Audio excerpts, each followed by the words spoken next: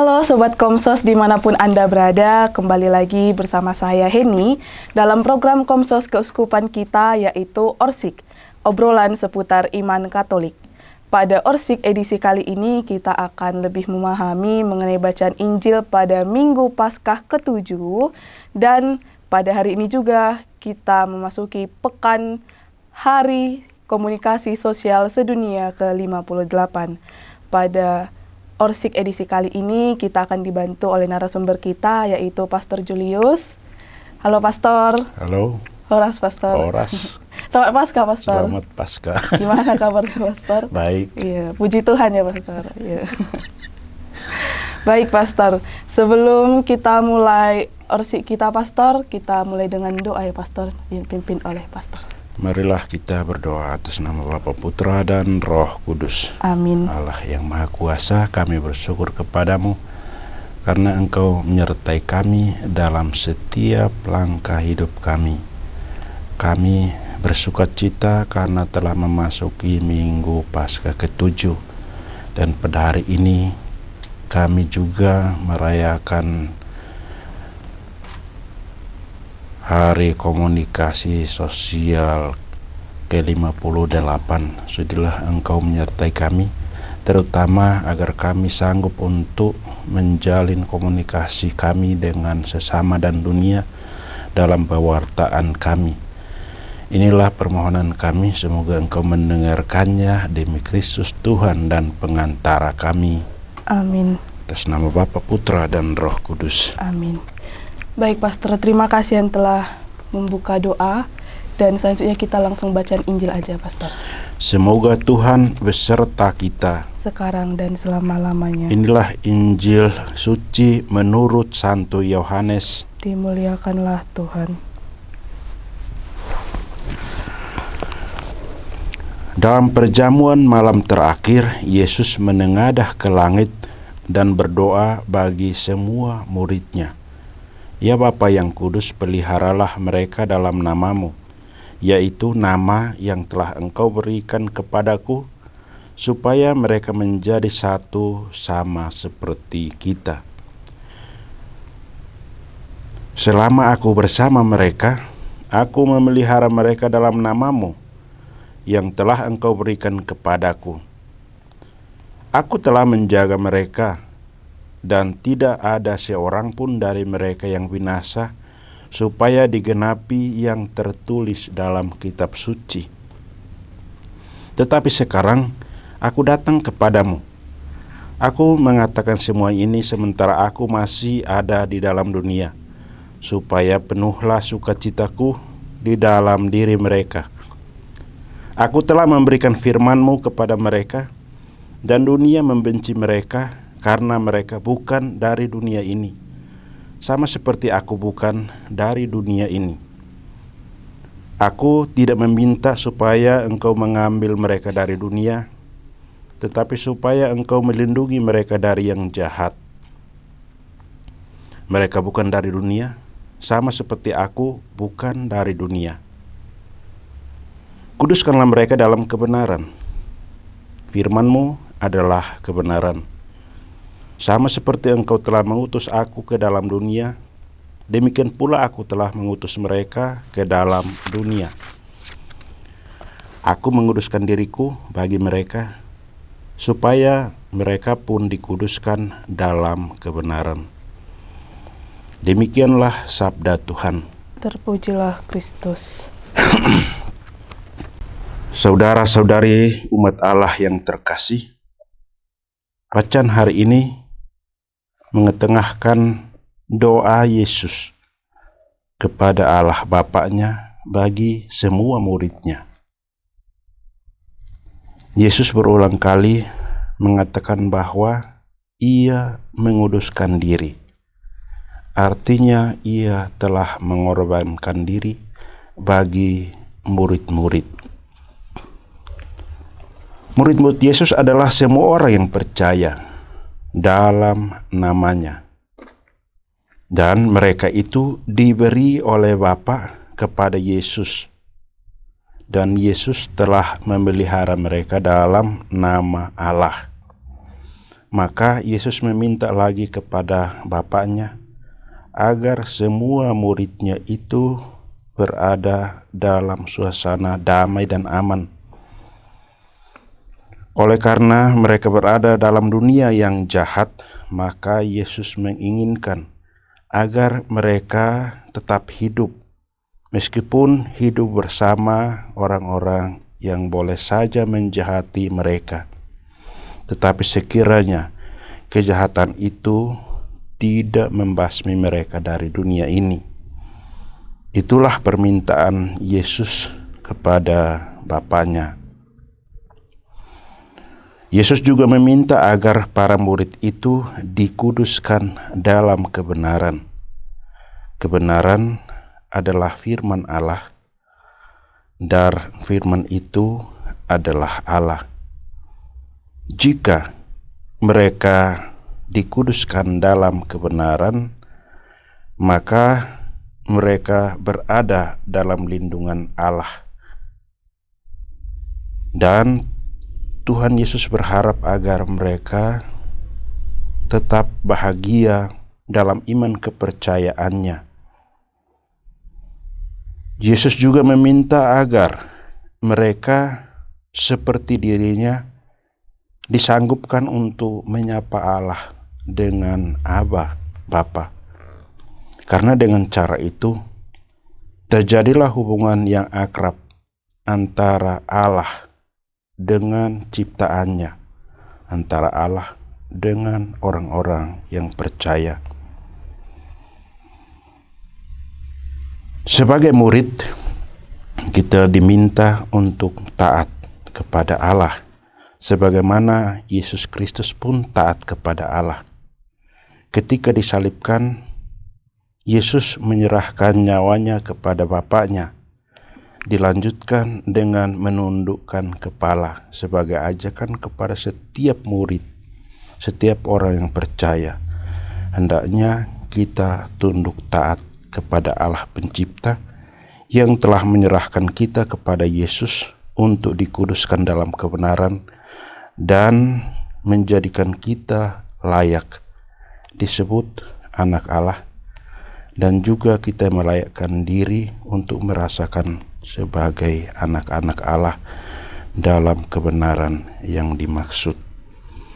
Semoga Tuhan memberkati kita. Amin. Baik, Pastor, terima kasih atas renungan singkatnya, Pastor. Sekarang saya ingin bertanya-tanya, Pastor, supaya kita lebih mendalami bacaan Injilnya. Pada Injil dikatakan ayat 14, Pastor. Aku telah memberikan firman-Mu kepada mereka dan dunia membenci mereka, karena mereka bukan dari dunia sama seperti aku bukan dari dunia. Maksud dari pernyataan ini dalam Injil itu apa, Pastor? Bukankah di sini maksudnya mereka itu adalah manusia yang berasal dari dunia, Pastor? Ya, yang dimaksudkan dalam teks ini adalah bahwa murid-murid yang ditebus adalah anak Allah. Mereka telah diangkat dari dunia yang jahat, resmi menjadi anak Allah. Maka dikatakan mereka bisa menyapa Allah dengan Bapa, yang sebelumnya sulit untuk diungkap. Menyebut nama Allah sangat sulit. Tetapi setelah Yesus menjadikan para muridnya sebagai anak Allah, maka semua bisa menyapa Allah yang kudus itu dengan Bapa. Mengapa dikatakan bahwa mereka bukan dari dunia ini? Karena dikehendaki agar mereka itu memang ada dalam lindungan Tuhan. Mereka itu dalam tanda kutip adalah orang-orang yang hidup di Firdaus. Mereka hidup di tengah orang banyak di dunia ini, tetapi mereka dikuduskan oleh Allah menjadi anak Allah. Sama dengan mereka bukan dari dunia ini, dan mereka tidak akan tinggal menetap di dunia ini. Dunia ini hanya tempat ziarah sebentar, lalu akan kembali kepada Allah, di mana mereka menjumpai Allah yang disebut Bapa itu. Baik, Pastor. Terima kasih atas penjelasannya, Pastor. Kemudian saya ingin bertanya lagi, Pastor. Cara Allah berkomunikasi dengan manusia itu dibilang melalui perutusan putranya Yesus Kristus. Nah, bagaimana cara Allah berkomunikasi dengan mereka yang menolak Allah sendiri melalui perutusan Yesus Kristus itu, Pastor? Allah mengkomunikasikan dirinya pertama-tama lewat para nabi. Dan pada waktunya ia berkomunikasi kepada manusia lewat putranya. Tetapi maksud Allah yang sangat baik itu tidak gampang diterima oleh manusia. Karena sebagian dari mereka sudah memiliki cara sendiri untuk menyapa Allah. Karena itu mereka tidak menerima Yesus Kristus. Kepada mereka yang menerima, itulah Allah. Allah Putra yang mengkomunikasikan kehendak Allah sepenuhnya. Dan kemudian mengorbankan diri untuk menebus manusia itu dari dosa. Tetapi untuk mereka yang menolak Kristus atau menolak utusan Allah dalam diri Yesus Putranya, mereka itu tidak masuk dalam kelompok yang disebut sebagai anak-anak Allah. Mereka tetap berada di luar. Untuk konteks orang Yahudi, pada waktunya mereka akan diadili dengan kitab Musa. Sementara anak-anak Allah yang ditebus oleh Allah dalam Yesus Kristus Putranya akan diterima oleh Allah sendiri dan bersama Bapa duduk di sebelah kanan Allah Bapa itu. Meskipun juga mereka akan diadili, tetapi mereka yang telah disucikan mendapatkan perlakuan istimewa karena percaya kepada Yesus yang telah mengorbankan diri untuk menebus dosa mereka. Itulah iman kepercayaan kita dan bukti Allah mengkomunikasikan kasih-Nya yang sempurna dalam putranya. Maka berbahagialah orang yang telah percaya. Baik, Pastor, terima kasih. Sekarang lanjut ke pertanyaan ketiga nih, Pastor. Tadi kan disinggung kalau misalnya hari ini itu Hari Komunikasi Sosial Sedunia ke-58. Kira-kira, Pastor, apa hubungan bacaan Injil hari ini dengan peringatan Hari Komunikasi Sosial Sedunia itu, Pastor? Ada hubungan sangat erat, yaitu bahwa anak-anak Allah dikatakan mereka berasal dari atas, hidup dalam kebenaran, hidup dalam tuntunan dan pedoman dari Allah. Sementara yang di dunia ini hidup di dalam kejahatan. Maka kita diajak pada Hari Komunikasi Sedunia ini yang secara modern telah dalam situasi serba teknologi. Penggunaan internet, teknologi modern memiliki dua dimensi yang sama, yang baik dan benar, lalu yang jahat. Pentingnya keduanya adalah bahwa anak-anak Allah yang lahir dari kebenaran hendaknya menggunakan hati nuraninya ketika bersentuhan dengan teknologi. Sebab jika hati nurani tidak berperan di dalam penggunaan teknologi modern, maka boleh jadi kita terjebak di dalam kejahatan serupa, kejahatan yang dari dunia ini. Itulah hubungannya. Maka kita diajak untuk menggunakan teknologi modern dengan hati nurani yang jernih, yang sanggup membedakan mana yang jahat, mana yang baik, sanggup membedakan mana yang patut dikomunikasikan, mana yang tidak. Itulah hubungannya. Baik, Pastor, terima kasih. Kemudian saya ada pertanyaan terakhir, Pastor. Pada Hari Komunikasi Sosial Sedunia ke-58 ini, Paus Fransiskus memberikan suatu pesan, yaitu upaya untuk dapat mewujudkan komunikasi yang sungguh manusiawi. Nah, bagaimana caranya agar kita dapat mewujudkan komunikasi yang sungguh manusiawi seperti pada pesan Paus Fransiskus pada Hari Komunikasi Sosial ke-58 ini, Pastor?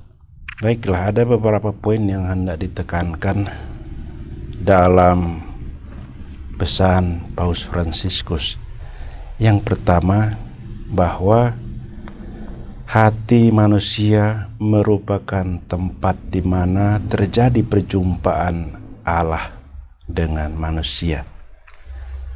Maka penekanan utamanya adalah bahwa ketika kita berkomunikasi, kita harus memahami relasi itu dalam hubungan segitiga manusia, sesama, dan Tuhan. Maka apa yang kita lakukan itu akan menjadi lebih manusiawi karena kita mengandaikan bahwa Tuhan menjadikan kita sebagai orang-orang yang membawa di dalamnya roh, di dalam hatinya, maka perilaku dan hidup kita akan lebih manusiawi sehingga kita sanggup untuk mencapai apa yang dikehendaki. Misalnya, menjunjung tinggi hukum cinta kasih, kasih kepada Allah, kasih kepada manusia. Maka komunikasi itu tidak akan menimbulkan masalah, konflik, dan lain sebagainya. Itulah yang dikehendaki. Poin kedua, bahwa dalam penggunaan teknologi hendaknya kita jangan mencari hanya kehebatan dalam hal teknologi, tetapi kekayaan kemanusiaan di dalamnya. Itu yang diminta oleh Sri Paus. Poin berikutnya dikatakan bahwa algoritma itu umumnya tidak teratur. Maka harus ada pedoman-pedoman tertentu yang menuntun manusia-manusia, terutama anak-anak Allah, orang-orang yang percaya kepada Tuhan, mereka yang telah bangkit bersama Tuhan, untuk membebaskan diri dari dosa dan kematian, yaitu penggunaan algoritma yang salah. Hal itu akan menjadikan kita pewarta sukacita yang benar. Yang keempat, bahwa hubungan yang terjadi antara manusia hendaklah dilandasi oleh prinsip yang sama, yaitu manusia untuk manusia, manusia beriman untuk manusia beriman, manusia beriman berkomunikasi dengan orang yang tidak beriman untuk menyelamatkannya, membawa mereka untuk merasakan keadaan seperti anak-anak Allah. Mereka merasa diselamatkan, mereka merasa ditebus. Itulah relasi yang manusiawi. Sebaliknya mungkin tidak masuk di dalam relasi yang manusiawi itu. Maka sepatutnya kita sadar untuk mengembangkan relasi yang manusiawi itu, tentu di dalam urusan dengan pewartaan, komunikasi kita mengkomunikasikan Allah kepada sesama, sehingga mereka pun akhirnya sanggup menyapa Allah dan Bapa. Baik, Pastor. Terima kasih atas penjelasannya, Pastor. Nah, tadi kita sudah berbincang-bincang, berdialog mengenai bacaan Injil dan juga kaitannya dengan Hari Komunikasi Sosial Sedunia, Pastor. Sebelum kita mengakhiri orsi kita ini, Pastor bisa memberikan seperti rangkuman atau pesan singkat kepada Sobat Komsos sekalian, Pastor. Saudara-saudari dan umat Allah yang terkasih, dalam minggu Paskah ke-7 ini kita menemukan pesan yang sangat berarti dalam hidup, yaitu bahwa kita adalah anak Allah. Kita hidup dalam kebenaran anak-anak Allah. Maka kita hendaknya berusaha agar hidup benar sesuai dengan apa yang ditunjukkan di dalam kitab suci. Yesus berdoa bagi kita agar kita terpelihara di dunia ini dan juga pada waktunya terpelihara di samping Allah. Itulah doa Yesus bagi kita.